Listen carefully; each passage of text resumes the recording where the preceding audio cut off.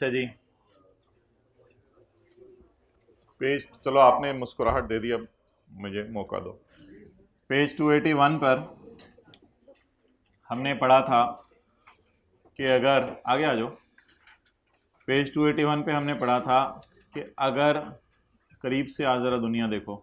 Page 281 पे हमने पढ़ा था कि अगर तीन शराइत पूरी हो रही हों तो ऐसी सूरत में आपकी फ़ौरन इनकम माफ़ हो जाएगी।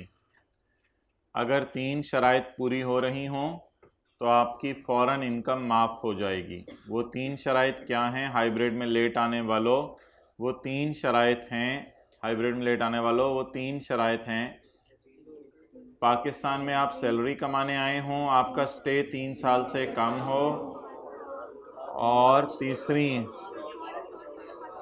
फॉरेन सोर्स इनकम पाकिस्तान में, हाँ, फॉरेन सोर्स इनकम पाकिस्तान में ना लाएं। अगर ये तीन शराइत आप पूरी कर दें, क्या इशू आ रहा है उस कमरे में? हो गया हल? तो फॉरेन इनकम आप पाकिस्तान में ना लाएं। तो अगर आप ये तीन शराइत पूरी कर दें तो आपकी फॉरेन इनकम क्या हो जाएगी? एग्जेम्प्ट हो जाएगी। पॉज कर दो जी भाई, शुरू करूं उधर? ओके, फिफ्थ नहीं 29% वाली। अच्छा जी,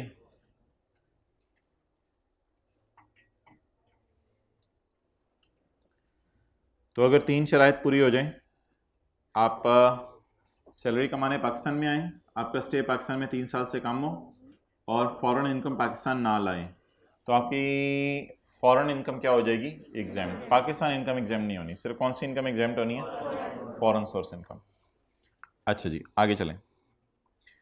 अच्छा जी, एक पॉइंट हमारा रह गया था 2 का A, that is not so important, never tested by cap in last 30 years. तो 5 साल पहले भी मैंने यही कहा था कि never tested by cap in last 25 years. तो बच्चों ने कहा था हमारी दफ़ा आएगा, लेकिन 5 साल और ऊपर हो गए अब। अच्छा, तो ये कोई इतना इंपॉर्टेंट कॉन्सेप्ट नहीं है, लेकिन एक ज़ाहिरी बात है, लाइन लिखी हुई है, उसको हम पढ़ लेते हैं। आपने इस पॉइंट की भी अलग से फ़ीस दी हुई है, 2 रुपये फ़ीस में इसके थे। 2A, हाउएवर लेकिन under following circumstances foreign income will be chargeable to tax. Foreign income will be chargeable. इस सूरत में फॉरेन इनकम चार्जेबल हो जाएगी। कब? एक बड़ा अजीब सा सिनेरियो है। हुआ ये कि एक साहब पाकिस्तान में नौकरी करने आए बाहर के मुल्क से, 3 साल से कम का उनका स्टे है। तो एक पहले से उनका जनरल स्टोर था बाहर के मुल्क में, वो चला रहे हैं। पाकिस्तान में उनको आके पता चला कि मोहतरम, पाकिस्तान के अंदर जो है वो अनवर अठौर और चौंसा और दुसहरी ये बड़े मज़े के होते हैं आम। तो उन्होंने क्या किया, उन्होंने पाकिस्तान से मोबाइल नहीं, उन्होंने पाकिस्तान से आम ख़रीदे, और आम ख़रीद के उन्होंने बाहर की दुकान में जनरल स्टोर के साथ एक फ्रूट शॉप भी खोल ली, और वहाँ लिख के लगा दिया पाकिस्तान के बागों के आम, पाकिस्तान के बागों के आम। तो ये वहाँ उन्होंने लिख के लगा दिया। तो अब ये वो जो इनकम कमा रहे हैं, डेट इज़ फॉरेन इनकम। माना कि आम पाकिस्तान से भेजे हैं, लेकिन बेच तो डॉलर में रहे हैं, यूरो में रहे हैं, बाहर के मुल्क में बेच रहे हैं। ये वाली फॉरेन इनकम इनके टैक्सेबल है, क्योंकि इसकी वजह पाकिस्तान में आना बनी। तो ये वाली फॉरेन इनकम टैक्सेबल है। इसमें ये नहीं देखा जाएगा उन्होंने पैसे मंगवाए या नहीं मंगवाए।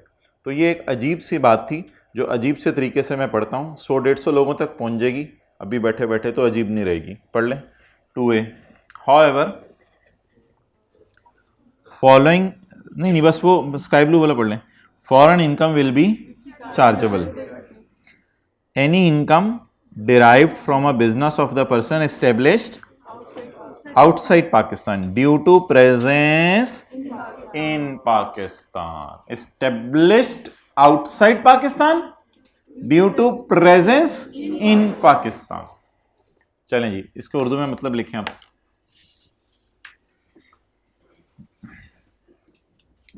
पाकिस्तान में सैलरी कमाने आया था, पाकिस्तान में सैलरी कमाने आया था,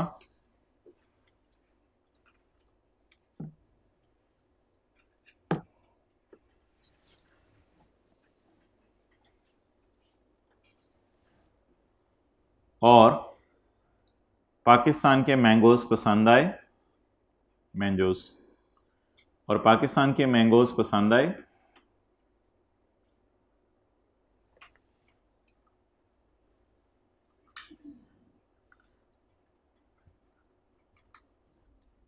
तो बाहर की दुकान पर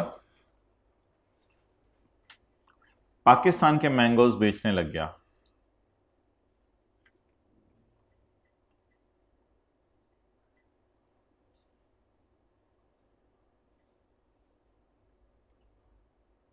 तो बाहर की दुकान पर पाकिस्तान के मैंगोज बेचने लग गया। अब ये फॉरेन इनकम हर हाल में टैक्सेबल है। अब ये फॉरेन इनकम हर हाल में टैक्सेबल है।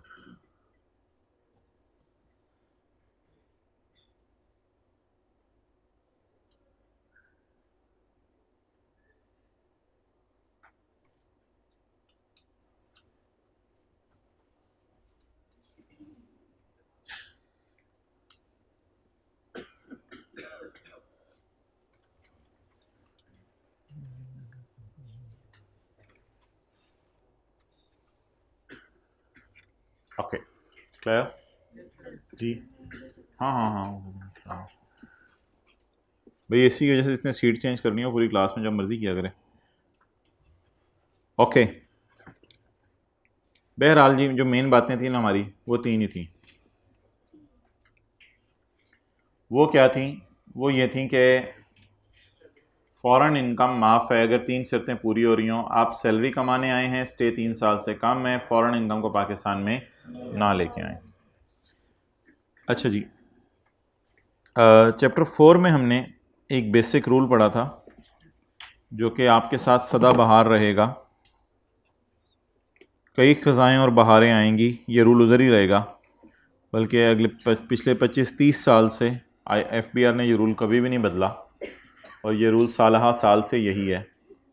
वो रूल ये है कि जो रेजिडेंट बंदा होता है उसकी पाकिस्तान की इनकम भी टैक्सेबल है और फॉरेन इनकम भी टैक्सेबल है, और जो नॉन रेजिडेंट होते हैं उसकी सिर्फ पाकिस्तान की इनकम। अब नॉन रेजिडेंट है, पाकिस्तान में रुक ही नहीं रहा, तो उसकी फॉरेन इनकम का फिर क्या पूछना कि बाहर जाके क्या हरकतें करते हो, रहते ही बाहर हो तो बाहर जाके जो मर्जी करो, फिर तो हमारी बिला से जीतो हारो, हमें क्या। अच्छा जी, अब section number 51, that is the most important section of this page. That is the most important section of this chapter and maybe that is the most important section. ज़्यादा हो जाएगी, चलें। अच्छा, section 51,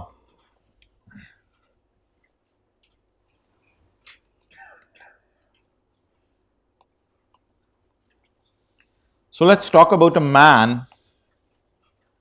एक बंदे के बारे में बात करते हैं जो येलो साइन रिप्रेजेंट कर रहा है कि ये अमेरिका में है और ग्रीन रिप्रेजेंट कर रहे हैं कि ये पाकिस्तान में है। 2010 में ये बंदा कहाँ था? अमेरिका में। 11 में कहाँ था? अमेरिका में। 12 में कहाँ था? अमेरिका में। ऊपर देखें ना, उधर क्या देख रहे हैं, ऊपर देखें तो मुझे समझ अलाइनमेंट आप लोगों की वो आउट समझानी पड़ती है, मैं नोट करने का ना टाइम दिया जाएगा। 2013 के अंदर कहाँ था? 2014 में भी जरा फील करें, अगर आप फील नहीं करेंगे तो मैं आपको फील करवाऊंगा। 2014 में भी थोड़ी देर को 15-20 दिन या महीना समझ लें तकरीबन, कहां था? अमेरिका में। और 14, 15, 16, 17 में ऑनवर्ड्स किधर है? पाकिस्तान में। ओके, नीचे देख लें, रेजिडेंट और नॉन रेजिडेंट का लफ्ज हमने सही लिखा हुआ है।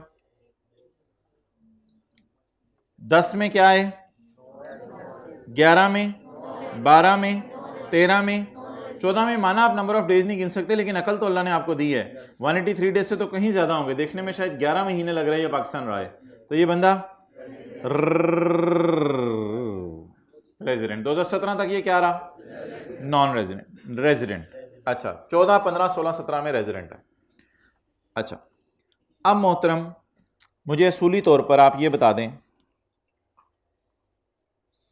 कि इसकी इनकम कैसे कैलकुलेट होगी। कुछ पाकिस्तान में कमाई गई इनकम है और कुछ इसकी इनकम कहां कमाई है?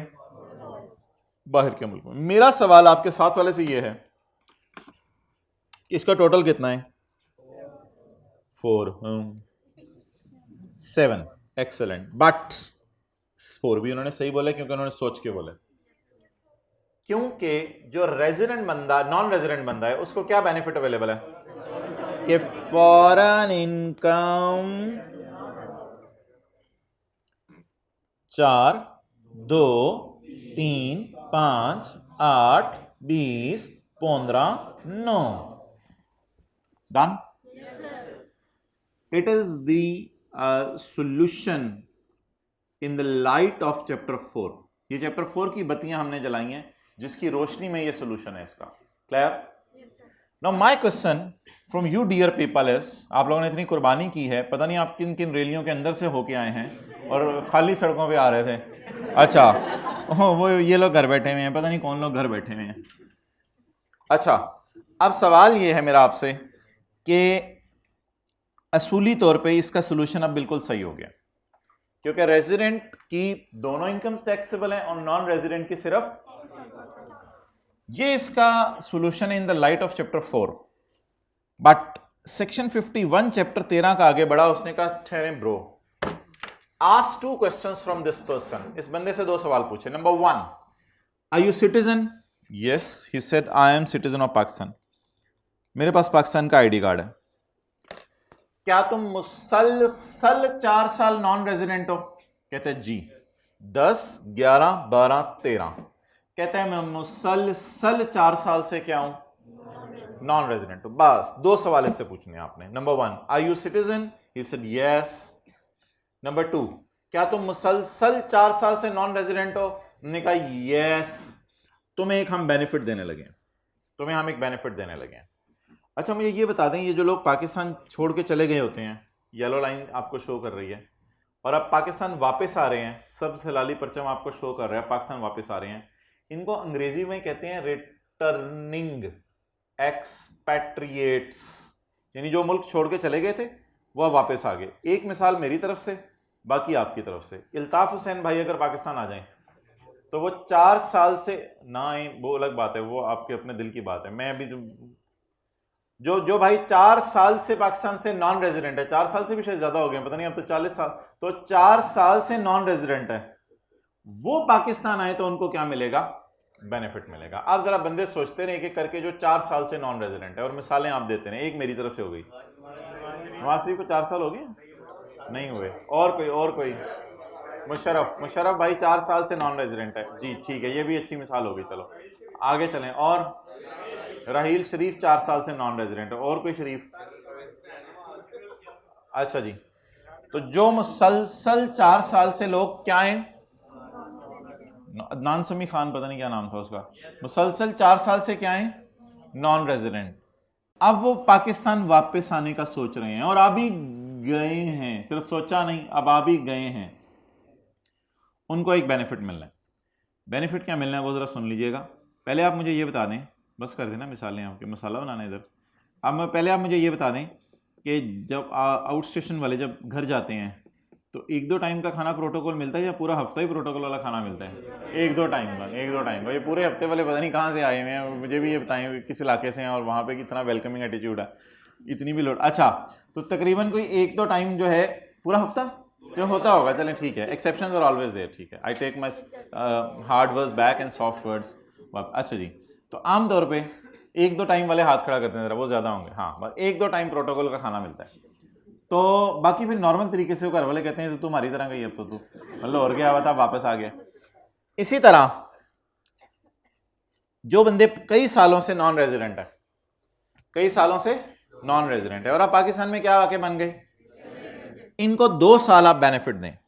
2 साल, जिस साल रेजिडेंट बने उस साल, और उससे अगला 1 साल, इनको 2 साल ये बेनिफिट दें. क्या इनकी कौन सी इनकम माफ कर दें? हालांकि रेजिडेंट है, हालांकि रेजिडेंट की फॉरेन इनकम तो माफ नहीं करनी होती, हालांकि रेजिडेंट है, फिर भी इनकी क्या कर दें? फॉरेन इनकम माफ कर दें. मरहबा. फिर आपको पता है 2 साल होंगे, फिर दोबारा कट्टा मिट्टी लाहौर का खा खा के मुंह फिर दोबारा इनका काला हुआ होना है। और भाईजान आ जाओ भाईजान, तुसी पाकिस्तानी हो। अब उसके बाद कितने कहना है अमेरिका से आया, भूल भी जाने लोगों को इतने अरसे में। तो 2 साल इसको प्रोटोकॉल दें और इसकी कौन सी इनकम माफ कर दें, ये जो मैंने सबज और ग्रीन और येलो और रंगीन से मार्कर से काटी हैं। अब इसकी इनकम 6 जमा 2 नहीं होगी, इसकी इनकम कितनी होगी 6, और 7 जमा 13 नहीं होगी, इसकी इनकम कितनी होगी 7। अब तो हमारा है, अब तुझे कोई बेनिफिट नहीं। तो कितने साल सिर्फ बेनिफिट देने, 2 साल। और देना किसको है, जो 2 शर्तें पूरी करे, जो मुसलसल 4 साल से क्या है, नॉन रेजिडेंट और सिटीजन हो। चलें जी, NOTE कर लें, सेक्शन 51 चल रहा है। अल्लाह को अपने दोस्त को बुलाने की तौफीक दे।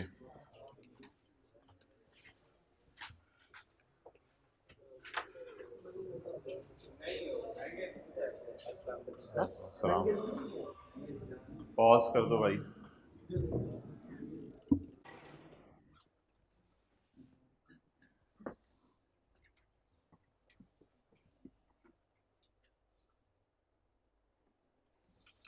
भाई जिन हजरात के पास हाइलाइटर नहीं है वो इस तरह कोई लाइन खींच लें। देखें इधर, यहाँ से ऐसे करके ना, ऐसे कोई लाइन इस तरह खींचेंगे, पता चले थोड़ा सा 2014 में भी कहाँ रहा है,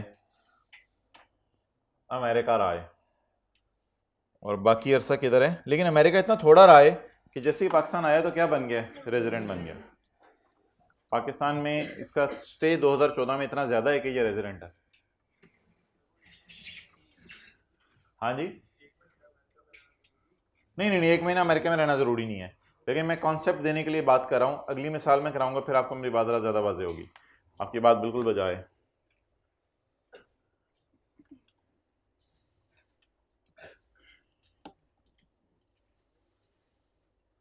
कल इत्तफाकन से रास्ते से मगरिब या ईशा में को मुलाकात हो गई। कहने लगे चलो अल्लाह का शुक्र है, अब बच्चों के वाकई दिन अच्छे गुजर जाएंगे पढ़ाई के।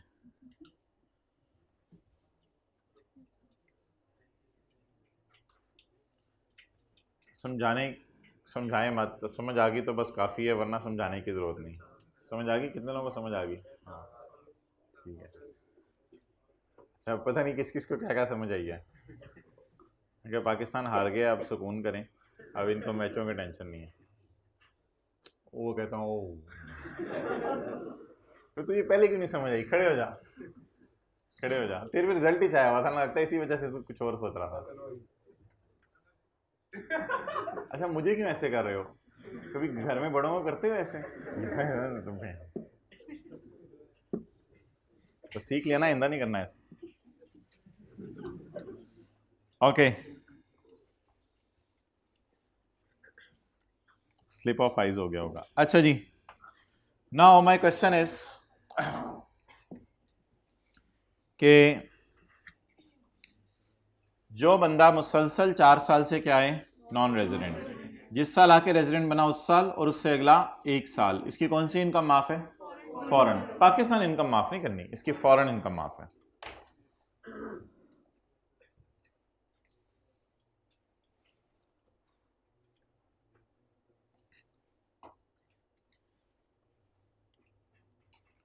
Foreign source income of returning expatriate. अच्छा, इसमें ना फॉरेन इनकम में कैद नहीं है, आप पिछले सेक्शन पे भी लिख लें और इस पे भी लिख लें, हर हेड की, जिस मर्जी हेड की आप कमाएं फॉरेन इनकम, इधर भी लिख लें हर हेड की, इधर भी लिख लें हर हेड की। सेक्शन 50 और 51 दोनों पे लिख लें हर हेड की, 50 51 दोनों में किसी भी हेड की फॉरेन इनकम माफ है, जो मर्जी फॉरेन इनकम आप कमाएं। अच्छा जी,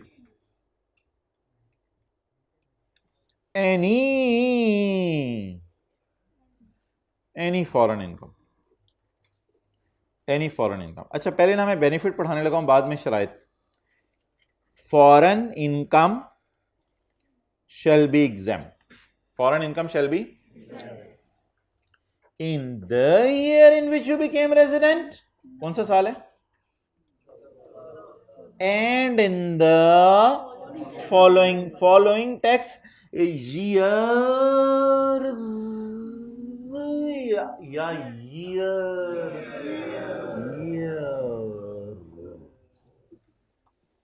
तो कई सालों में माफ होगी या सिर्फ अगला 1 साल? अगला 1 साल। अब जरा येलो वाली लाइन को 1-2 दफा पढ़ के ना याद कर लें।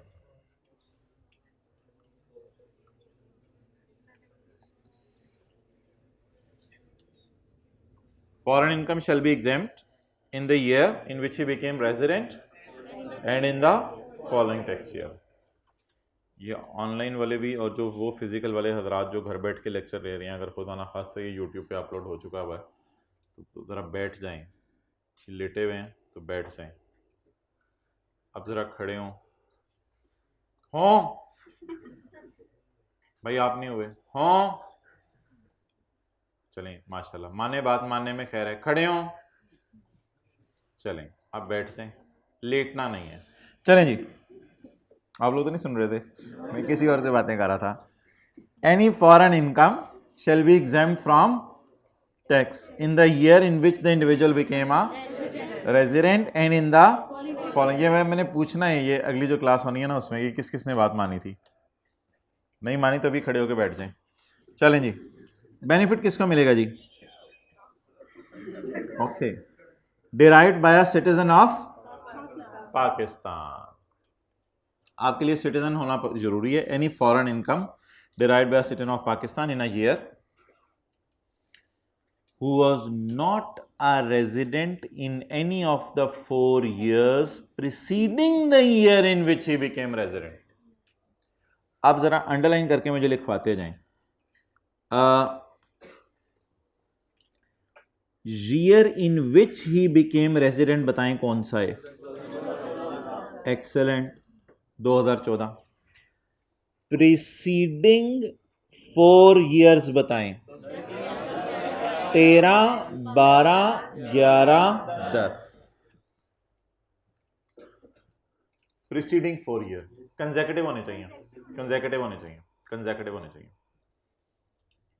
मुसलसल 4 साल से बाहर होना चाहिए उसे? नो, मुसलसल 4 साल से नॉन रेजिडेंट होना चाहिए। पाकिस्तान आ जा सकता है, कोई मसला नहीं।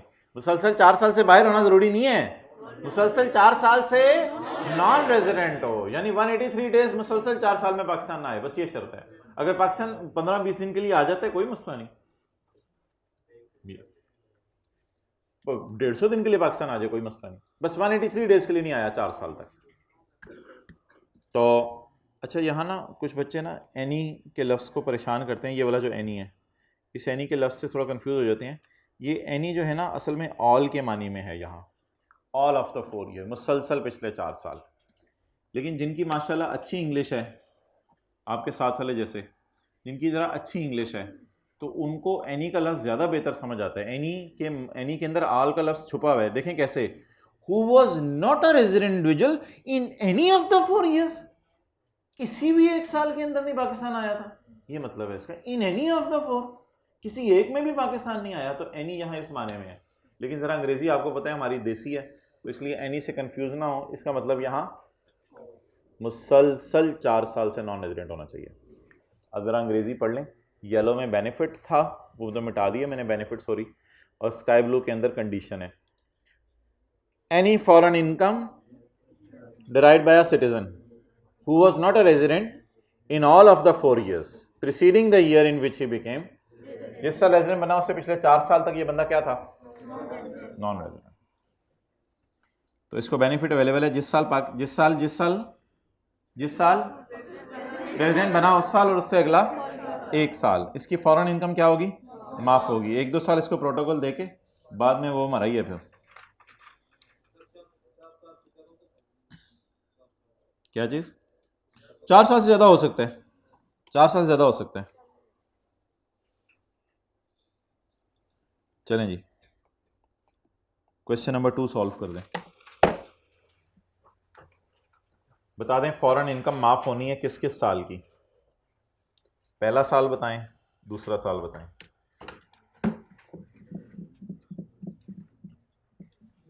जूता आएगा इधर से और करता हुआ।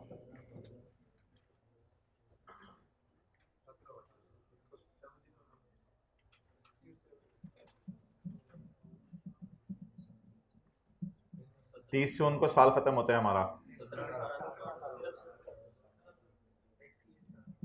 मैंने डायग्राम बनाई है या फिर डेट्स लिख दी हैं?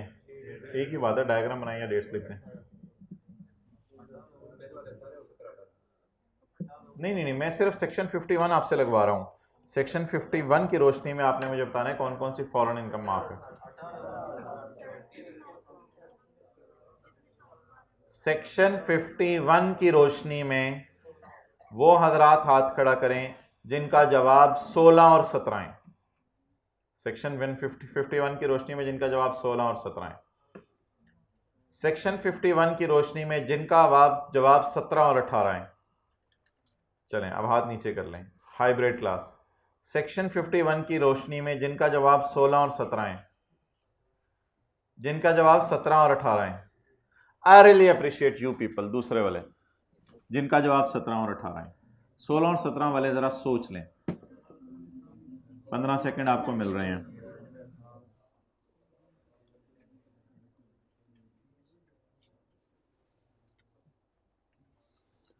दो 2017 में और 18 में फॉरेन इनकम माफ होगी। किस सेक्शन की रोशनी में? आप जरा इसको समझ लें। अच्छा मुझे ये बताएं कि ये 31 मार्च 16 तक कहाँ है? स्पेन में है।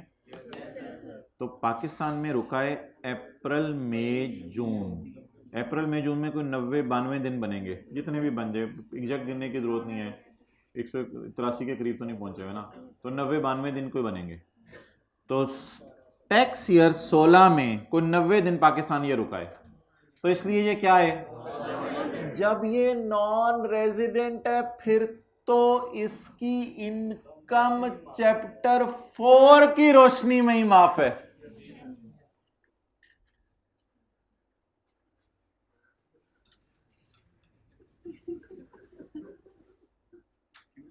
सोचें सोचें, जब ये क्या है?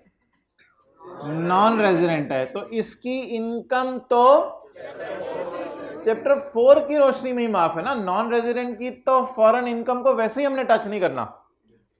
तो ये रेजिडेंट जिस साल बना वो कौन सा साल है? 17। जिस साल रेजिडेंट बना उस साल और उससे अगला एक साल। कुछ बच्चों ने उस क्लास में मसला किया था तो उनके लिए फिर ये मजबूरन हमें डायग्राम बनानी पड़ी थी।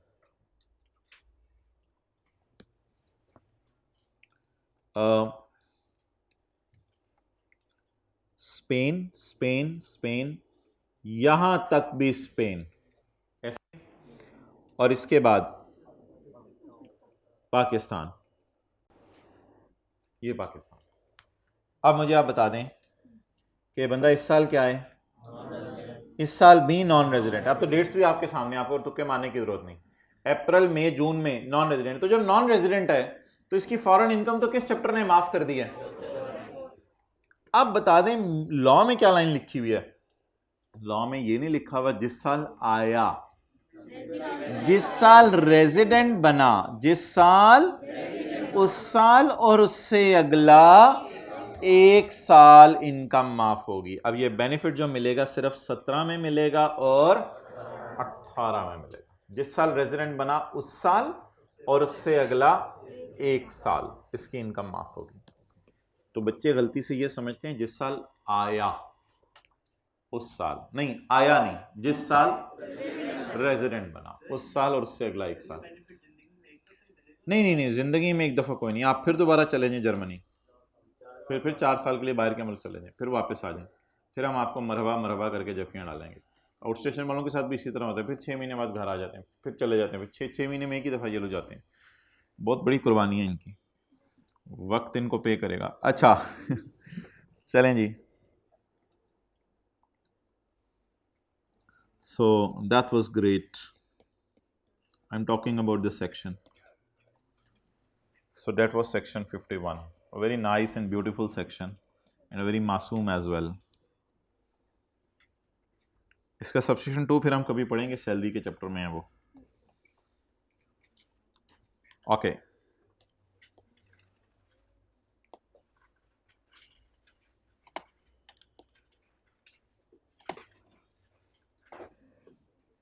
सेक्शन 53 भाई, फर्स्ट शेड्यूल हमने पढ़ लिया हुआ है। फर्स्ट शेड्यूल में क्या था? Tax rates. फर्स्ट शेड्यूल में क्या था? Tax rate. सेकंड शेड्यूल एक शेड्यूल है जो कि इनकम टैक्स ऑर्डिनेंस के अंदर मौजूद है। इसमें 4 किस्म के बेनिफिट्स दिए जा रहे हैं। कितने किस्म के बेनिफिट्स दिए जा रहे हैं? 4 किस्म के बेनिफिट्स दिए जा रहे हैं। अच्छा भाई, आप हजरात अक्सर कोई बात करते हैं कि मिसाल के तौर पर कोई एक लाइन है, कई दफ़ा चैप्टर 1 में हमने एक पेज पढ़ लिया था 20 मिनट में, और इधर हमने जो है वो 4 लाइनों के ऊपर मेरे ख्याल से कोई 50 मिनट लगा दिए हैं। तो टीचर नोस के किस चीज़ में कितने डेप्थ में जाना है।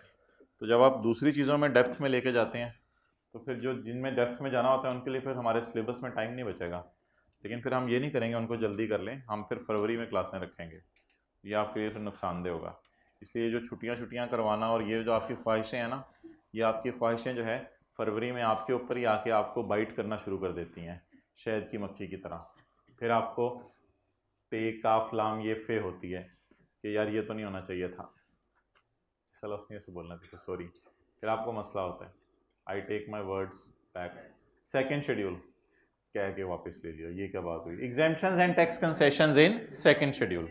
सेकेंड शेड्यूल के अंदर 4 किस्म के बेनिफिट्स अवेलेबल हैं। नंबर 1, एक तो आपकी इनकम्स ही कुछ माफ़ हैं, सिरे से बेनिफिट्स हैं। एक तो आपकी इनकम्स ही माफ़ हैं, जैसे कि मिसाल के तौर पे मैं एक मिसाल दूं, एग्री कल्चर की इनकम माफ़ है। लोअर रेट है जैसे कि डिविडेंड पे शायद 35% रेट कभी भी नहीं लग सकता, ना 20% है ना 25% है, बड़ा कम रेट है 15%, चार्ज एट लोअर रेट। एक मिसाल हमने रिडक्शन इन टैक्स लायबिलिटी की भी पढ़ी हुई है, जिसे आप टैक्स क्रेडिट भी कह सकते हैं। और एक मिसाल अभी मुझे आसान सी जो जहन में आ रही है, full time teacher allowance. Full time teacher को 25% टैक्स क्या हो गया था, माफ हो गया था। तो बेनिफिट्स लॉ कई तरीके से देता है। बेनिफिट देने का तरीका नंबर 1, सिरे से इनकम ही, इनकम माफ ना करे लेकिन रेट क्या कर दे, कम। और तीसरी ऑप्शन, ना इनकम माफ करे ना रेट कम करे, टैक्स रेट वही रखे लेकिन बाद में टैक्स कम कर दे। Charge allowed a reduction in tax liability. चौथा फिक्रा आपने पढ़ना है मेरे साथ,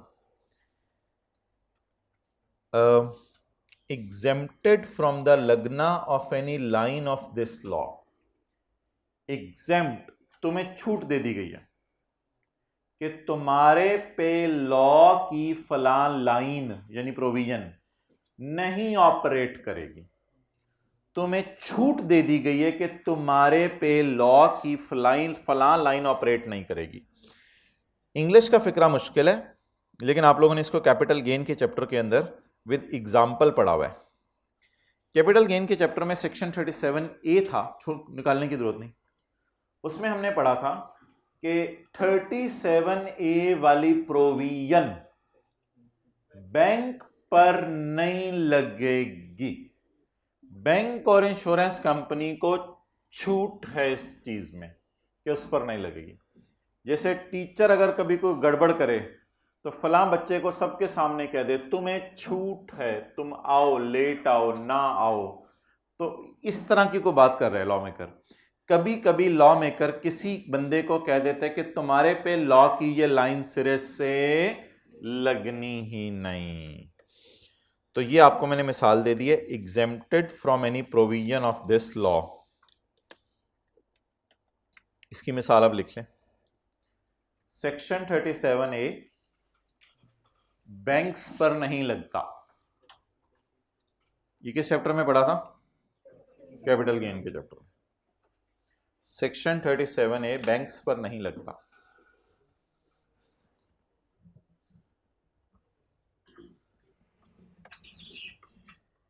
लेकिन इस बात को अंग्रेजी में कैसे पढ़ेंगे, अंग्रेजी में एग्जेम्प्टेड, बैंक तुम्हें माफ कर दिया गया फ्रॉम द लगना of any line of this law.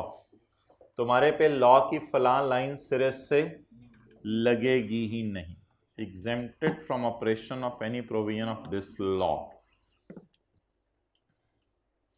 अकेले में बैठ के चैप्टर 1 आज याद कर लीजिएगा और घर वालों के साथ बैठ के चैप्टर 6 याद कर लीजिएगा। तो ये 2 चैप्टर जो है वो इंशाल्लाह कल तैयार होकर आइएगा। और ये माशाल्लाह आपकी रनिंग में है चैप्टर, कोई ऐसी परेशानी वाली बात नहीं है। अच्छा, अब ये जो सेक्शन 54 है ना, that is interlinked with it. ये सेक्शन 54 इज इंटरलिंक्ड क्योंकि इसमें वही 4 बातें लिखी हुई हैं। Exempt reduces the rate of, reduces the, exempt the operation of any line of this law. लेकिन अब सेक्शन 54 क्या क्या रहा है, बना क्यों है, चारों बातें इसने दोबारा क्यों लिखी हैं, वो सुन लें। साथ वाले जो अंकल हैं हमसाये में, क्या वो हमारे घर के मामलों में इंटरफेयर कर सकते हैं? No no no, not at all, not at all. हम हमारे अबू कभी भी अलाउ नहीं करेंगे, ठीक है।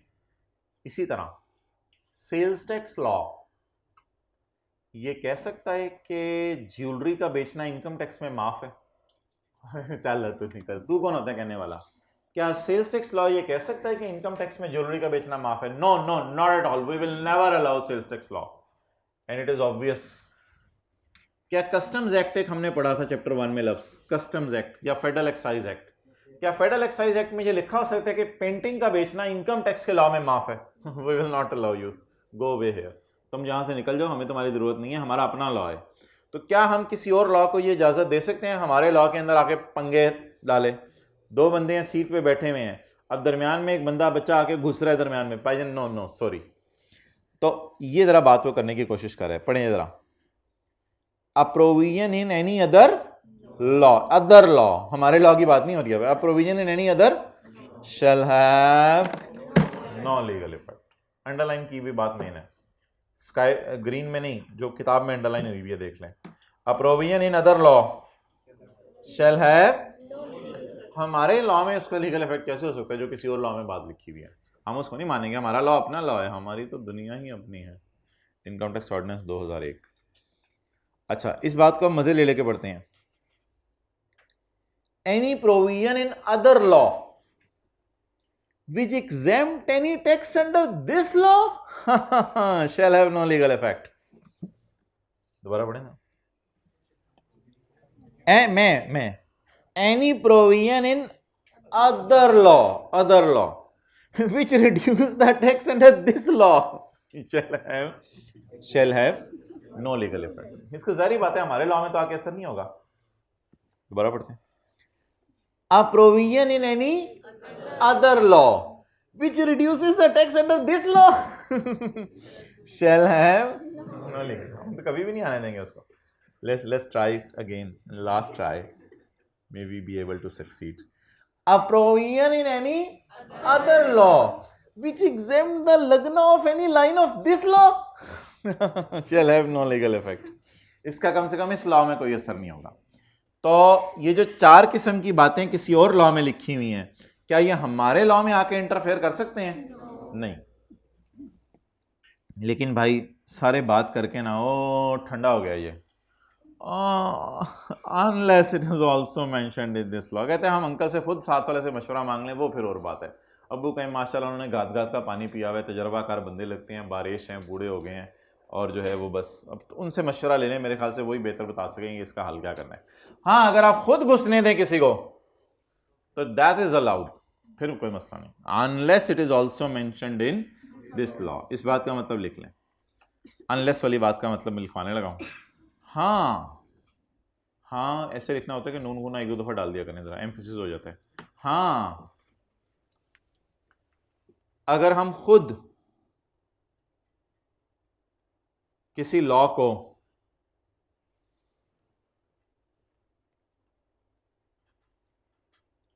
अपने लॉ की प्रोविजन बदलने दें फिर खैर है। अगर हम खुद किसी और लॉ को अपने लॉ की प्रोविजन बदलने दें फिर खैर है।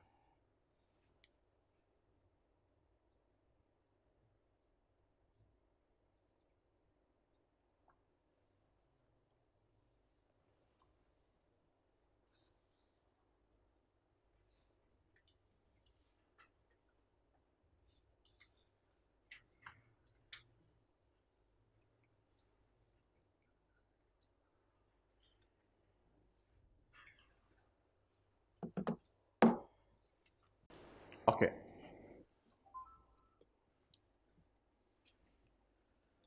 कई दफ़ा ना आप लोग जुल्म करते हैं, और अभी आप लोगों ने हाथ खड़े करके बताना है किन लोगों ने जुल्म किया है। पूरा सेक्शन ख़त्म हो जाता है, मैं अगले सेक्शन की तरफ चला जाता हूँ, आप उसकी हेडिंग तक नहीं पढ़ते। कितने लोगों ने हेडिंग नहीं पढ़ी? हाथ खड़ा करें, हाथ खड़ा करें। 90% लोग हाथ खड़ा करें। मैं नहीं मानता आपने हेडिंग पढ़ी है सेक्शन की। कितने लोगों ने पढ़ी है? चलें, गुड। यार बबलू, कभी कभी क्या हो जाता है तुम्हें? Exemptions and tax provision in other laws, लेकिन हम उनको अपने अंदर घुसने नहीं देंगे अनलेस। अच्छा वैसे हमने किसी और लॉ को कभी अपने लॉ में आके इंटरफेयर करने दिए?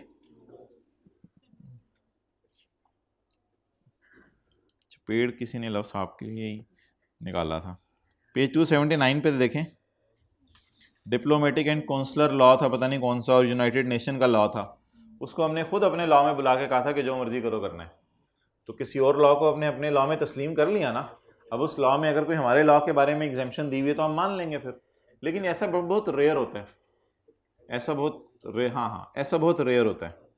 इट्स नॉट कॉमन कि हम दूसरों को अपने घर के मसाइल में, हाँ हम तो खुद अपने आप को अपने मसाइल में नहीं घुसने देते। तो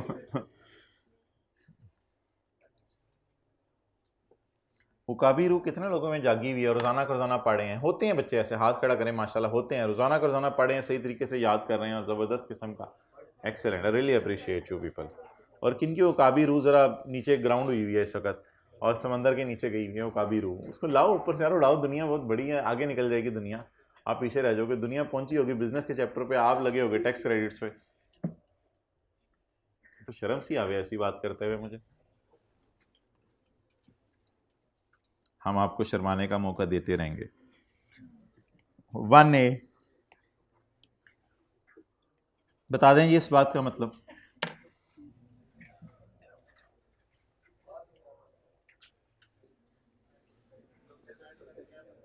एक्सेलेंट, एक भाई ने बोल दिया है, ऐड करके लेस कर देंगे।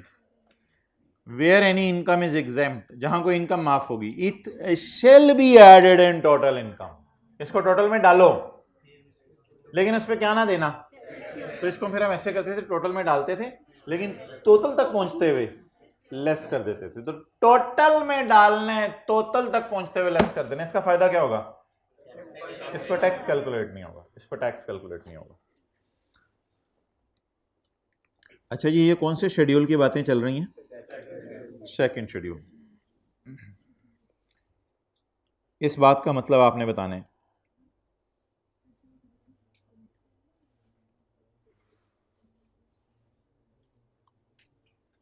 समझ आ गया?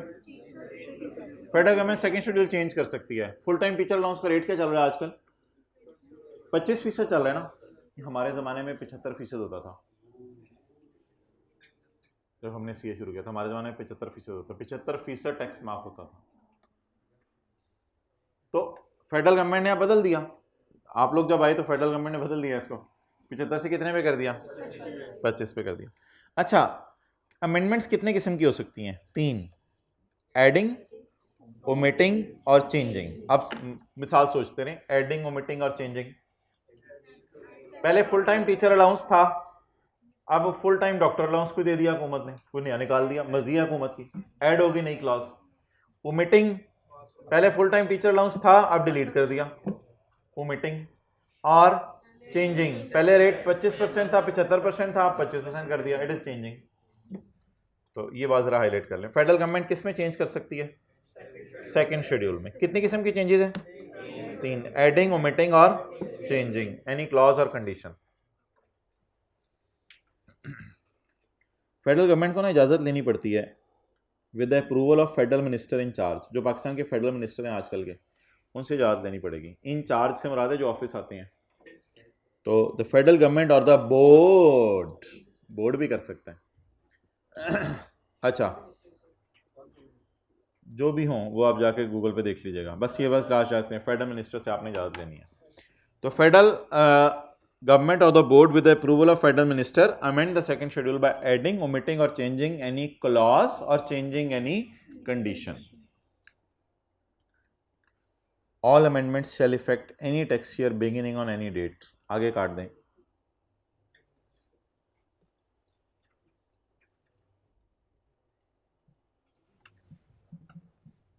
क्या मतलब है इस लाइन का?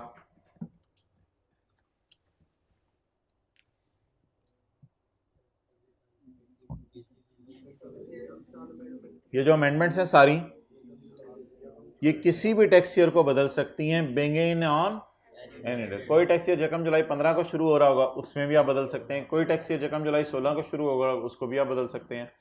और बहुत बुरी बात है, आने वाले दिनों में हुकूमत कभी ऐसा भी कर सकती है कि पिछले सालों को भी बदल दे, पिछले सालों के टैक्स क्रेडिट भी बदल सकती है, लेकिन ऐसा रेयर होता है बहुत।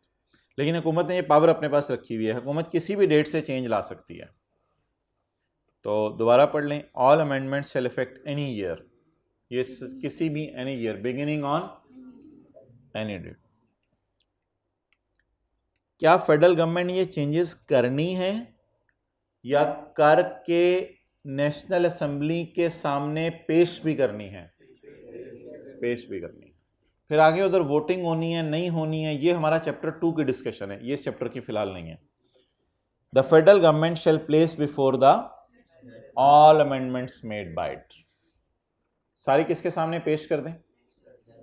प्राइम मिनिस्टर अपनी बेगम के सामने जाके पेश करे? नहीं। कौन किसके सामने जाके पेश करे? फेडरल गवर्नमेंट नेशनल असेंबली के जाके पेश करे। क्या पेश करे? बिस्किट पेश करे, अमेंडमेंट प्लेस करे, जो किसने की हैं? मेड बाय इट, जो हुकूमत ने की हैं। किसमें की हैं? किसमें चेंजेस किसमें? In the second schedule. इना हर साल अमेंडमेंट्स होती हैं ना, तो हर फाइनेंशियल ईयर की अमेंडमेंट्स आप नेशनल असेंबली के सामने पेश कर दें। फाइनेंशियल ईयर होता है हुकूमत का साल, वैसे तो एक टैक्स ईयर भी लफ्ज़ हमने पढ़ा था, लेकिन फाइनेंशियल ईयर होता है हुकूमत का साल। वैसे ना ये भी 30 जून को ही एंड होता है। फाइनेंशियल ईयर का लफ्ज़ बोला जाता है हुकूमत का साल के लिए।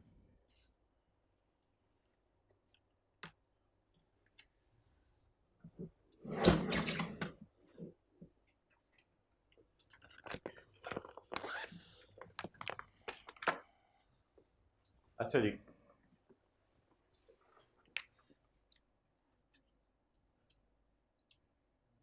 एक कंपनी है होंडा कार्स, उसकी इनकम फ्रॉम बिजनेस है 100 रुपया। कंपनीज का टैक्स रेट है 29%। इसकी इनकम फ्रॉम बिजनेस पे टैक्स लगा 29%। तो कंपनी के पास बचा कितना? 71। ये 71 शेयर होल्डर्स को अगर सारा बांट दिया जाए, जरूरी नहीं होता वैसे कंपनी सारा बांटे, तो ये शेयर होल्डर के लिए कौन सी इनकम बन जाएगी? Dividend income. होंडा के लिए कौन सी इनकम थी? शेयर होल्डर के लिए कौन सी इनकम बन जाएगी? डिविडेंड इनकम बन जाएगी। और नहीं, सेपरेट ब्लॉक नहीं, से फाइनल टैक्स रिजीम कहते हैं। और इस पर टैक्स कितने % लगेगा? वॉट एवर इट में भी, जो भी आ जाए, इस पर टैक्स लगेगा 15%। वो शायद 10.65 रुपीज़ बनता है, निकाल लीजिएगा, तो 10.65 बनेगा। अच्छा, लेकिन अगर एक कंपनी कहे, एक कंपनी है वो कहती है कि मैं एग्रीकल्चर का काम कर रही हूं, एग्रीकल्चर का, वो कंपनी कहती है मेरी इनकम फ्रॉम बिजनेस है 100, तो इस पर टैक्स कितना बनता है इनकम फ्रॉम बिजनेस पे? औ अगेन 100। क्लियर? अब सवाल ये है कि जब ये इनकम किसको बांटी जाएगी, तो उसके हाथों में फिर नाम इसका बिजनेस इनकम नहीं रहेगा, इसका नाम बन जाएगा डिविडेंड इनकम। कितना? 100। वो कल गवर्नमेंट के केस में हमने पढ़ा था कि गवर्नमेंट को आप डिविडेंड वगैरह दें तो टैक्स काटे बगैर दे दें, वो तो गवर्नमेंट की बात थी, वो छोड़ें कल वाली। आज तो मैं नॉर्मल लोगों की बात कर रहा हूँ। तो जब 3-4 लोगों ने मिलके, मैंने और आपने मिलके, हम तो गवर्नमेंट नहीं है, मैंने और आपने मिलके कोई एग्रीकल्चर की कंपनी खोली हुई है, अब हमें जो डिविडेंड मिलेगा ना भाईजान, वो टैक्स काट के मिलेगा। इस बात को भूल जाएं कि ये एग्रीकल्चर इनकम है, ये तो कंपनी के लिए एज अ बिजनेस के एग्रीकल्चर इनकम थी। अब तो ये आपके हाथों में क्या बन गया? तो खींच तान की हुकूमत ने यहां भी टैक्स ले लिया। माना कि ये मिल किससे रहा है? एग्रीकल्चर से ही। जरा पीछे से जाके देखें, आपको पता है गुजरों की नानी एक ही होती है, सुना मैं आपने? गुजरों की नानी एक ही होती है, आपने नहीं सुना हुआ? ऐसे देख रहे हो तो आज आके है तो कौन सी इनकम हमारी पीछे से? Agriculture income. लेकिन फिर भी कंपनी को तो टैक्स माफ कर दें जो एग्रीकल्चर इनकम प्योरली कमा रही है, लेकिन ये एग्रीकल्चर इनकम नहीं कमा रहा। ये कौन सी इनकम कमा रहा है? इसलिए इसको किस पे टैक्स देना पड़ेगा? एक मिनट जरा बस रुक जाइएगा। सेक्शन की हेडिंग पढ़ें 55 की, लिमिटेशन ऑफ एग्जेम्पशन। ये मैंने जनरल रूल बताया आपको। अब जो मैं पढ़ाने लगा हूं वो असल में ये पढ़ाना था, ये जनरल रूल पढ़ाया कंपनीज के लिए। बताएं इधर क्या आपने सीखा है, क्या एग्जेम्पशन को लिमिट कर दिए या एक्सटेंड कर दिए? किस तक लिमिट कर दिया है? सिर्फ यहां तक, इसको लिमिट कर दिया है, आगे भी दिया, इसको भी माफ किया। तो एग्जेम्पशन को हमने क्या कर दिया? लिमिट कर दिया। ये लिखने तो लिख लें, आपकी मर्जी है, मेरी सजेशन है ये लिखने की जरूरत नहीं है। आप जो है वो डब्बे के अंदर बातें पढ़ लें, वो काफी हो जाएंगी, फिर ये लिखने की जरूरत नहीं पड़ेगी।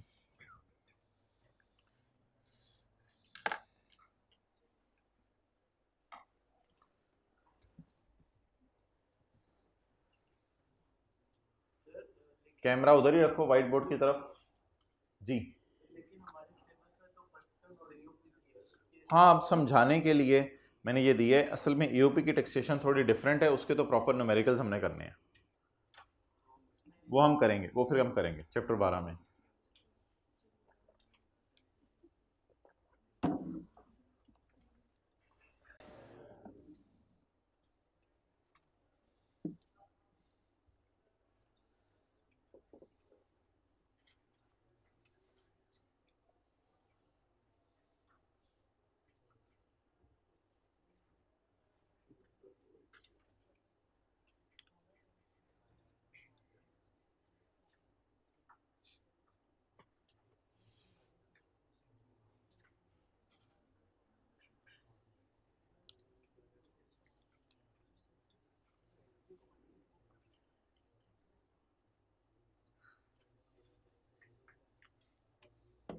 Okay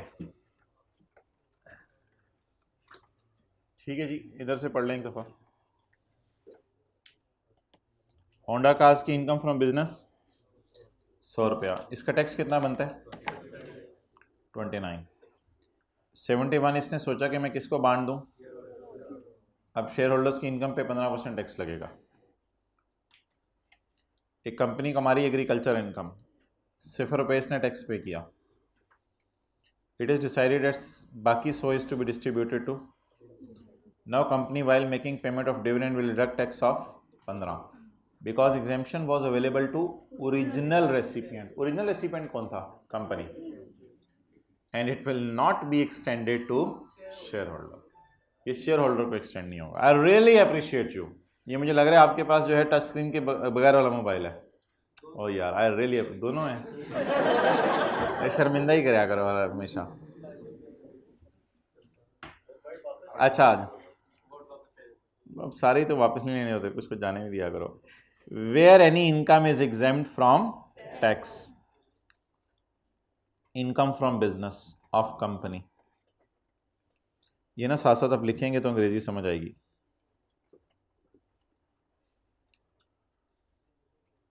where any income from business is exempt from, एक दो चीज़ें बच्चों ने नहीं लिखी थी, कल वाली चीज़ें आके दोबारा पूछ रहे थे, चीज़ साथ लिखा करें। Where any income from business of company is exempt from tax, the exemption shall be limited to original recipient, circle डाल के कंपनी, बेनिफिट सिर्फ कंपनी को मिलेगा। And shall not extend, shall not be shifted या shall not extend, shall not be available, जो मर्जी लफ्ज़ आपको समझ आ रहा है, shall not be available to any person। any person से मुराद यहाँ क्या है? Shareholder. To any person, person से मुराद यहाँ shareholder. To any person receiving any dividend, payment से मुराद dividend, receiving any dividend out of debt income. Debt income कौन सी? बिजनेस। बिजनेस से जो वो डिविडेंड ले रहा है वो इसको माफ नहीं होगा। डिविडेंड पे से क्या पे करना पड़ेगा? टैक्स पे करना पड़ेगा। क्लियर? अच्छा, वो माजरत के साथ अहमद ने ना अपनी बीवी को ना तलाक दे दी है। कोशिश तो हमने बड़ी की थी कि ना हो, लेकिन अब क्या करें। कल किसकी बीवी को मिली थी? रईस की। इट्स रियली अजीब। पेज 24 निकालें। नहीं रोए ना प्लीज, रोए ना, पढ़ लें बस, कुछ नहीं होता। ठीक है, अब अहमद को समझाया था हमने, लेकिन क्या करें।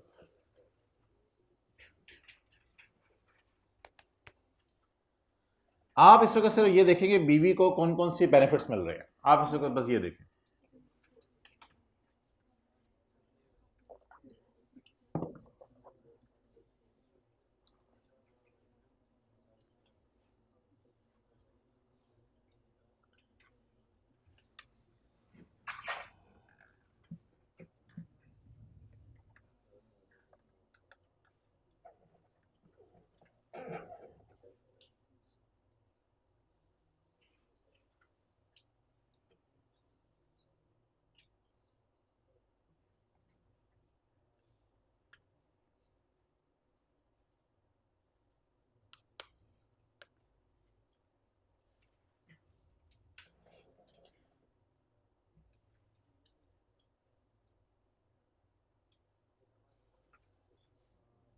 चलें चलें, जल्दी पढ़ें, जल्दी जल्दी।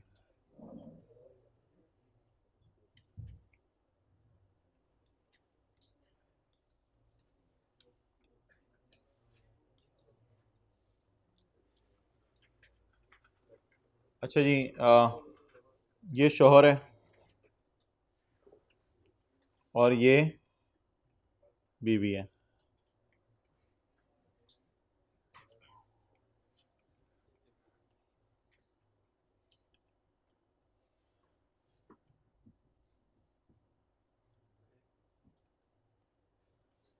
मैं अहमद की बात नहीं कर रहा, ये एक और केस है, इधर भी तलाक हुई। यह मैं आपको बता नहीं रहा, आप लोगों ने रोने लग जाना जाके, तो माल भी नहीं है। शौहर ने अपनी बीवी को तलाक दी। शौहर ने कहा थोड़े से पैसे ले लो। बेगम ने कहा नहीं सरताज, पुराने सरताज नहीं, प्लीज। अच्छा चल जा फिर, घर भी ले ले। शौहर ने बीवी को घर भी दे दिया। अब ये जो शौहर ने बीवी को घर दिया है, तो पेपर के अंदर आपको इस घर की फेयर वैल्यू वो दे सकता है कि ये घर 2 करोड़ रुपए वाला है। आपने इस 2 करोड़ रुपए को हाँ इग्नोर कर देना, क्योंकि शौहर की तरफ से बीवी को मिला है। आपने इस 2 करोड़ को इग्नोर कर देना। पहली बात, पेपर में यह भी कह सकता है कि शौहर ने बीवी को 2 करोड़ वाला घर दे दिया है और बीवी चाहे तो इसको आगे किराए पे भी चढ़ा सकती है, 1 लाख रुपए माहाना किराए पे, लेकिन आपने उस 1 लाख को भी इग्नोर करना है क्योंकि बीवी ने किराए पे चढ़ाया नहीं, खुद रह रही है। कुछ भी दे सकता है परेशान करने के लिए लफ्ज। ये भी दे सकता है कि घर 2 करोड़ रुपए वाला है, ये भी दे सकता है कि आगे इसको किस पे दिया जा सकता है, किराए पे दिया जा सकता है, लेकिन बीवी ने दिया नहीं, बीवी ने दिया नहीं। मैं मिसाल दे रहा हूं, बीवी ने किराए पे दिया नहीं, लेकिन दिया जा सकता है किराए पे। या इस 1 लाख वाली बात को वो ऐसे भी पेपर में लिख सकता है कि बीवी को 1 लाख रुपया सेव हो रहा है इस घर के मिलने की वजह से, क्योंकि घर मिल गया ना, तो किराया इधर उधर जाके भी तो देना था, उसकी बचत हो रही है बीवी को। बस ये घर बीवी को दिया हुआ इसने और बीवी उसमें खुद रह रही है। ऐसी सूरत में घर का मिलना बिल्कुल एग्जम्प्ट है, शौहर की तरफ से मिला है। और शौहर ने बीवी को कहा कि 13 प्रो मैक्स भी एक ले जाएं, आप एक फोन भी ले जाएं, 14 कर लें। अच्छा चलो ठीक है, आईफोन वालों से 16 मंगवा लें। अच्छा तो ये वाला मोबाइल भी आप ले जाएं, ये भी मेरी तरफ से, ये सारे बेनिफिट माफ हैं। और ना इनकी स्कूल फीस मैं दे दिया करूंगा, आपने परेशान नहीं होना। इसको पॉकेट मनी भी मैं दे दिया करूंगा, पैसे पुसे मैं भेज दिया करूंगा। स्कूल की फीस डायरेक्ट भी दे सकते हैं इन बच्चों को, आगे बच्चे जमा करा दें या माँ जमा करा दे, या स्कूल की फीस डायरेक्ट स्कूल में भी ट्रांसफर कर सकता है, कोई मसला नहीं। कैश भी दे सकता है बच्चों को, कोई बेनिफिट भी दे सकता है, कोई बेनिफिट भी दे सकता है। वड्डा जिम जाता था, डोले शोले बने हुए हैं इसके, वड्डा जिम जाता था, तो पुत्र ये जिम मेरी तरफ से, ठीक है। अबू स्विमिंग भी आपकी तरफ से, जी पुत्र तुझे स्विमिंग भी मेरी तरफ से, ठीक है। अबू डंबल भी, जी डंबल भी मेरी तरफ से। तो ये सॉरी, अच्छा तो ये सारे बेनिफिट्स अबू की तरफ से मिल रहे हैं। अब ये डैडी की तरफ से बेनिफिट्स मिल रहे हैं, that all will be exempt from देख तू हर 5 मिनट में तो वीडियो बना रहा होता है और वो बंदा डिस्टर्ब हो रहा है तेरी वजह से, तकरीबन हर 5 मिनट में तो वीडियो बना रहा होता है। अच्छा अगली बात, ऑनलाइन में एडमिशन ले ले। अगली बात, इधर बैठ के ना अगर कहा कुछ नहीं जा रहा तो इसका मतलब ये नहीं कि देखा भी कुछ नहीं जा रहा होता। तो अगली बात मोहतरम ये है कि बच्चों को भी कोई बेनिफिट दे दें, बच्चों को इन काइंड कोई चीज़ दे दें। अबू अबू साइकिल, ठीक है, नहीं ये नहीं कहेंगे पुराने अब्बू, ये तो रियल अब्बू हैं, ये नहीं कहेंगे पुराने अब्बू। हाँ वो तो बीवी कहेगी अब ये मेरा शोर नहीं रहा, बच्चे तो नहीं कहेंगे ये मेरे अब्बू नहीं रहे। तो जो भी बेनिफिट, ऐसे ही होता है ना, कोई है ना अकल, इन बच्चों को आप यतीम कहेंगे? हमारे वी हैव अल्हम्दुलिल्लाह daddy, please try to understand the concept. तो अब आप मुझे ये बता दें कि ये सारे बेनिफिट्स जितने भी मिले हैं, चाहे बीवी को मिले हैं, चाहे बीवी को मिले हैं, बाद में जाके सोच रहा होगा बड़ी अच्छी थी, अब कुछ नहीं हो सकता भाईजान। अच्छा, चाहे बीवी को मिले हैं बेनिफिट्स, चाहे बच्चों को मिले, दीज ऑल आर। लेकिन अगर ये बीवी इन एसेट से इनकम कमाने लग जाए, यानी बीवी ये कहे बच्चों को नानों के घर चले, अम्मी रह ही उधर लेते हैं, चलो फिर। अब ये सारे नानों के घर चले गए तो अम्मी ने उधर अकेले क्या करना है, अम्मी भी चलेंगी मेके। अब ये वाला घर खाली रह गया जो शोर ने दिया था 2 करोड़ रुपए वाला, इसको आपने किराए पे दे दिया वसीम अकरम को। अब तो भाईजान थर्ड पार्टी इन्वॉल्व होगी ना, तो अब ये बेनिफिट शोहर की तरफ से नहीं मिल रहा। अब शोहर ने जो एसेट दिया था वो इनकम प्रोड्यूस करने लग गया है। इसकी एक बेहतरीन मिसाल आपको देता हूं। शोहर ने कहा, सिर्फ ये वाली मिसाल, ये नहीं ये वाली मिसाल सिर्फ नहीं यार प्लीज यार जितनी देर तो खड़ा होगा दिन में मिसाल दे दूंगा, ये वाली मिसाल सिर्फ। शोहर ने कहा कि एक गाय मेरी तरफ से ले जा, इस गाय का मिलना माफ होगा। लेकिन जब बेगम ये जो है वो किसी बंदे को रखेगी और कहेगी कि इससे मिल्क निकाल के मिल्क सेलिंग का काम शुरू कर दें और बोल लें, तो माफ नहीं होगा, तो माफ। I hope you got the point now, ठीक है। हेन ले जाएं, हेन का मिलना माफ है, लेकिन जब उसमें से आंडे देगी वो और आप बेगम वो बेचने लग जाएगी तो वो माफ नहीं होगा। बात ज्यादा बहुत गहरी समझ आ गई आपको। अच्छा, इसी तरह चलो जाओ, बेगम को फोन दे दिया इसने। अब बेगम ने उस फोन के ऊपर कोई एप्लीकेशन बनाई अपनी तरफ से, सॉफ्टवेयर इंजीनियर है बेगम, ये मैंने आपको नहीं बताया था, ये भी बता दूं। तो इसने उसके ऊपर एप्लीकेशन बनाई और घर से खाने जो है वो बना के लोगों को ऑनलाइन बेचने लगी। अब ये उससे इनकम कमाने लगी है फोन से। ये वाले जो इनकम आ रही होगी ये माफ होगी, लेकिन जो 3 लाख वाला मोबाइल इसको मिला था वो शोहर की तरफ से मिला था, वो इनकम क्या होगी, एग्जेम्प्ट होगी।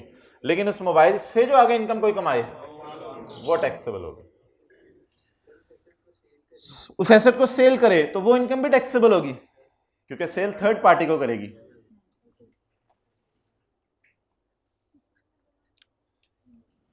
क्वेश्चन नंबर 8, वापस आ जाए, रईस की बीवी की बात भी सुन लें, अहमद की बीवी की। बिस्मिल्लाहिर्रहमानिर्रहीम। अहमद की एक बीवी थी, वो उससे जुदा हो गई और 6 साल का उनका एक बच्चा था। Below are the extracts of clauses from the agreement to live apart. आप लोग पूरी दुनिया में ऐसी मेहनत करें कि ऐसी चीज़ें हो ही ना दुनिया में। Below are the extracts of clauses from the agreement to live a part.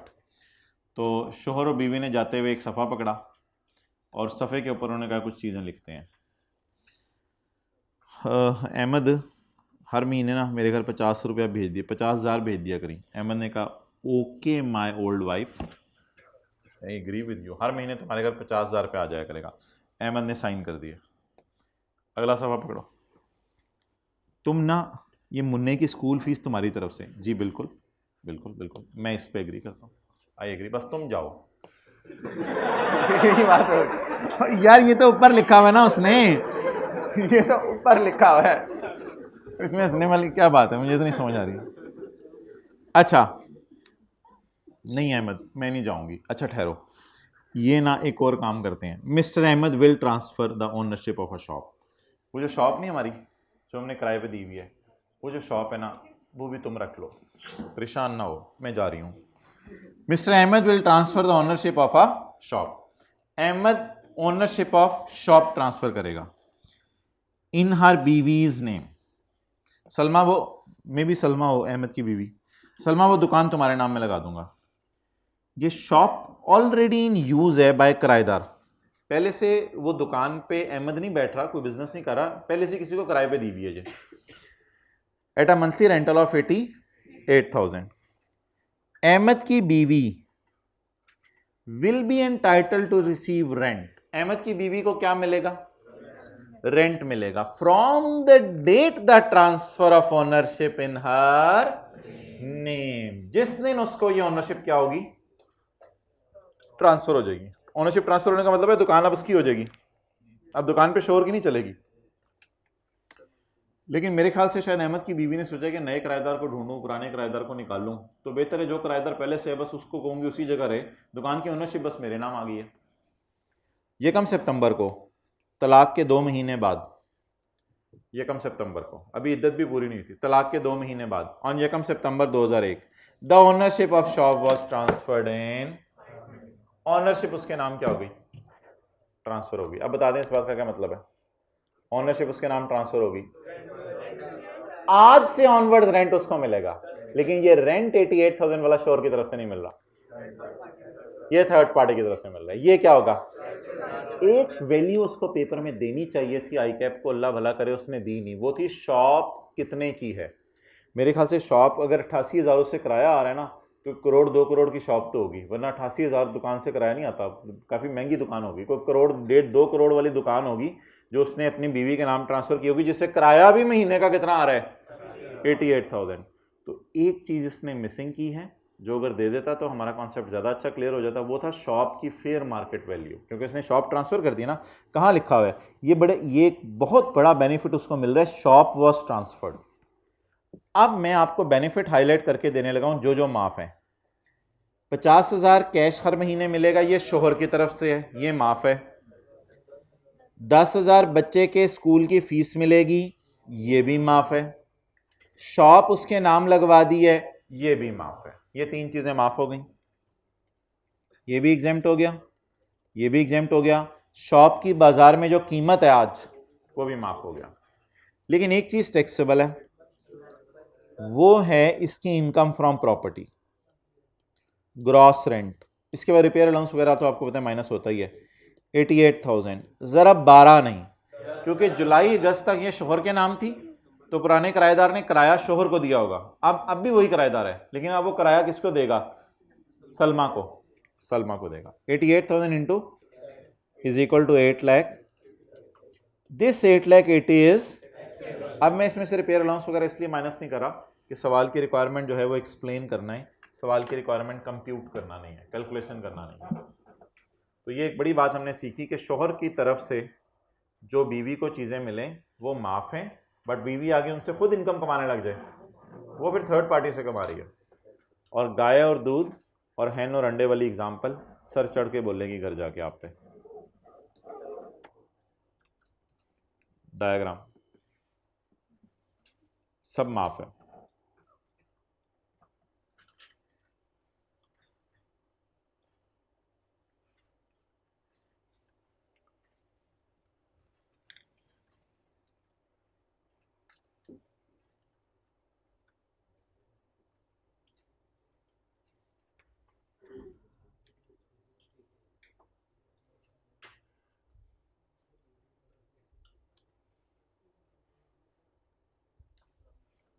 बस ठीक है, डायग्राम तो मैं को बनवाना मकसूद नहीं था, और सिंपल आप डायग्राम बनाने की बजाय शोहर की तरफ से जो भी चीज़ मिली वो माफ़ है, और ये बात है, डायग्राम बनाने की ज़रूरत नहीं है।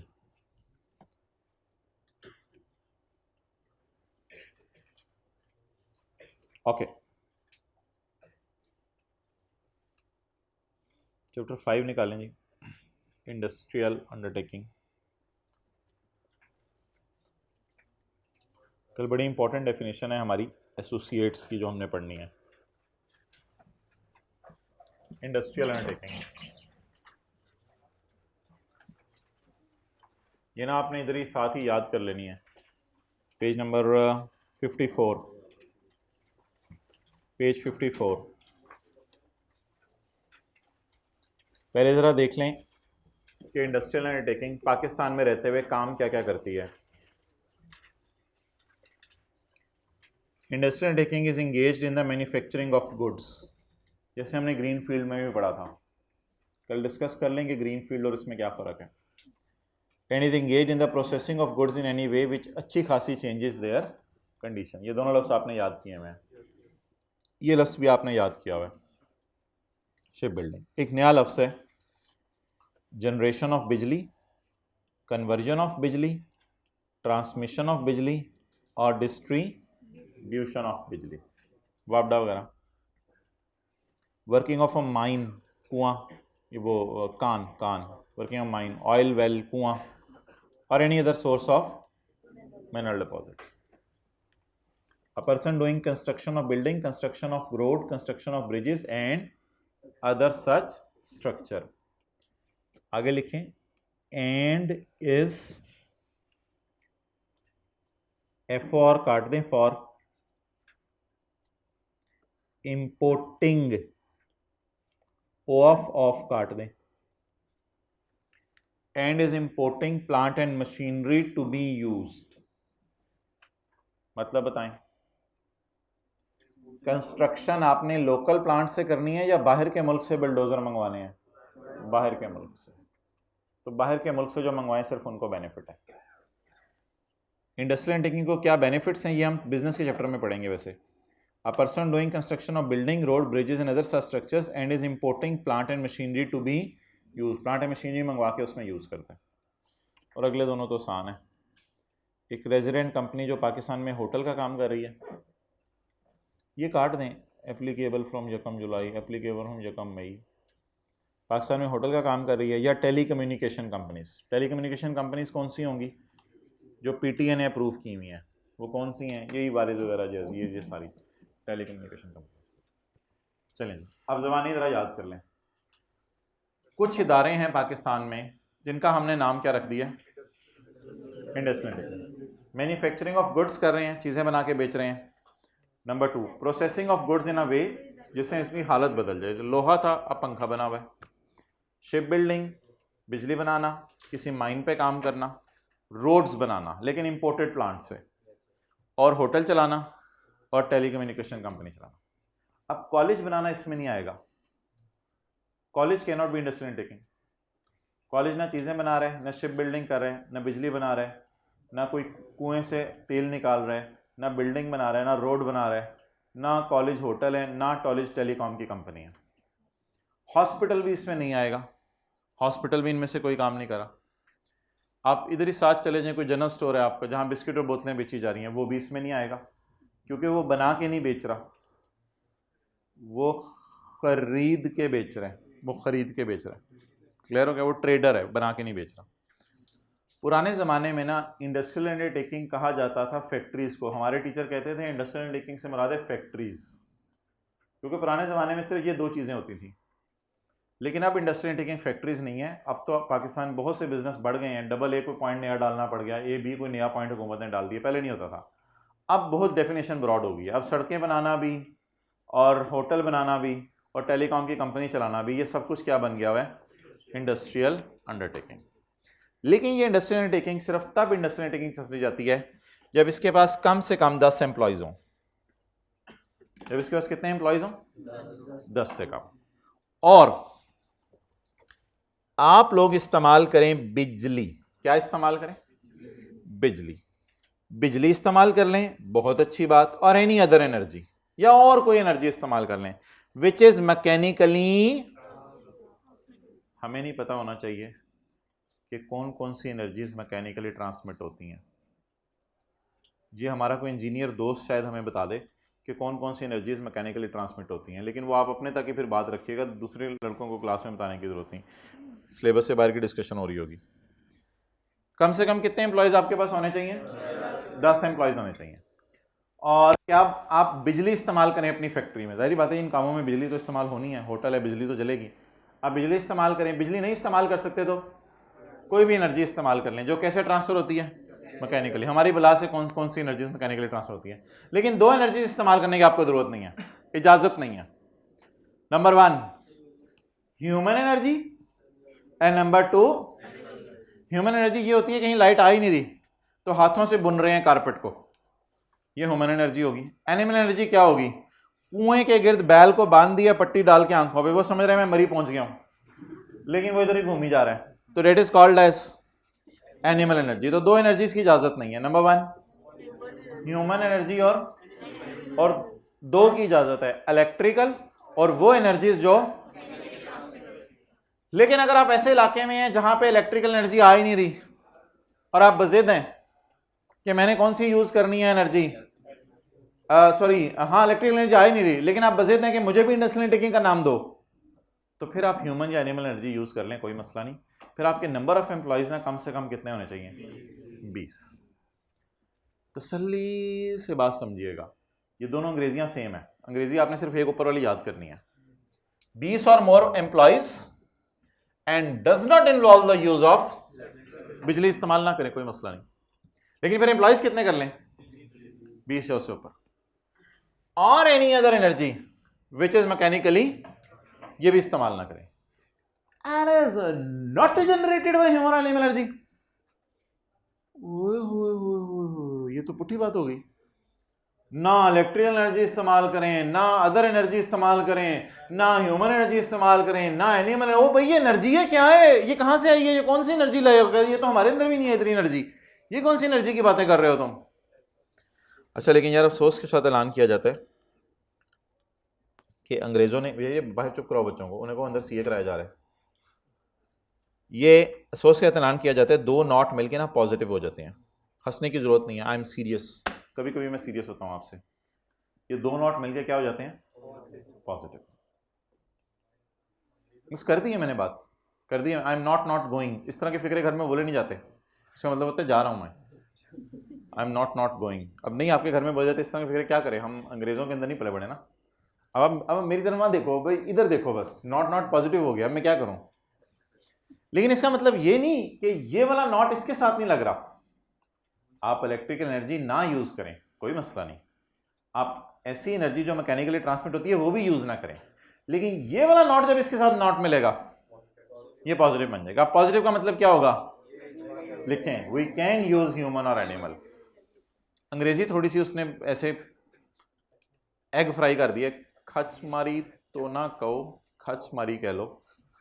अच्छा, तो ह्यूमन और एनिमल एनर्जी इस्तेमाल करने की इजाजत है, लेकिन आप एक काम कीजिएगा घर में कि इसको ना बस ये सारा फिक्रा याद कर लीजिएगा, इन द एंड बस क्या लिख दीजिएगा, डज नॉट इन्वॉल्व।